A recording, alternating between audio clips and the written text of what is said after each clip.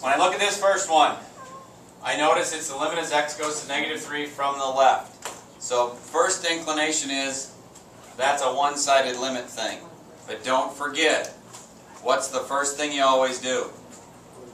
Plug it in. Well, when you plug it in, that's a mess here, but -3 squared is 9. -9. So 0. Well, do I jump right to one-sided? Before you get to one-sided is the last resort. Okay, so the last thing you got to worry about. In this case, what's left? You can do factoring in, cancel. Now, biggest thing you got to watch out for is notation. That's the limit. Got to write that. The top, what's that factor into? Plus 3 and x minus 1.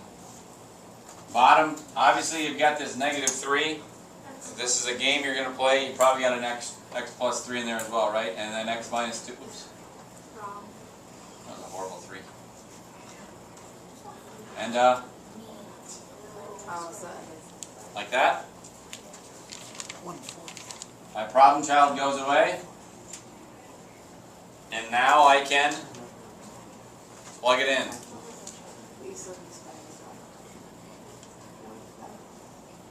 Right into there. So that gives me -4 over -5, which is 4/5. Did this mean anything? No, not for what we needed in this problem. That was more of a diversionary tactic. Diversion. So just confuse. Huh? Just for confusion. Yes. Recognition on the second one. If I look and I see the limit as it goes to infinity, I'm thinking of one technique only. What's that? Multiply by the... Exactly. Divide by that highest power of x. It's really the only thing you're going to mess with. What's the highest power of x? X. So I'm going to divide or multiply, whatever you want to think of it, by that. The 2 sine x over 3 sine. That's 1 plus 3 over x, and 1 minus 1 over x. Now I'm ready to plug stuff in. I can plug the infinity, and that goes to 0. Also goes to 0. Left with 1 over 1, which is 1.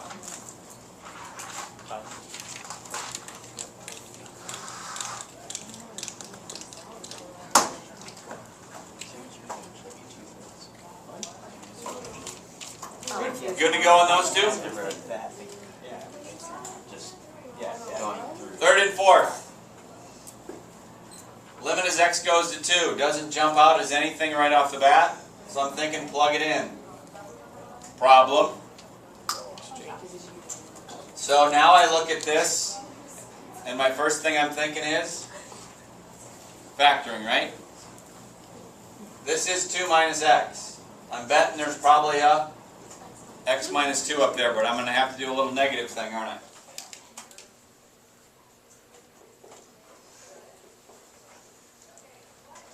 That's x minus 2 and x plus 3 again.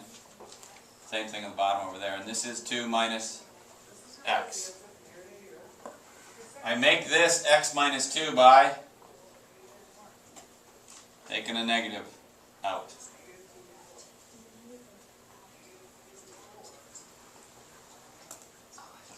Gone.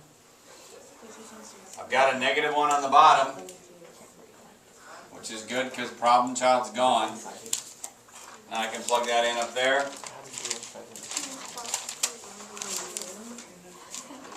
A -5. So 1.1.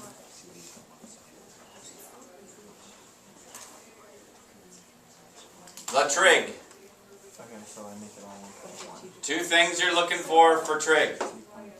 Sine x over x, and 1 minus cosine x over x. So it's I don't see any cosines, so when I look at this, the first thing I gotta do is plug it in though. I do get 0. I got lots of stuff going on here, but that's not a bad thing. What should I try and do? left side of x over x. But how can I break that apart?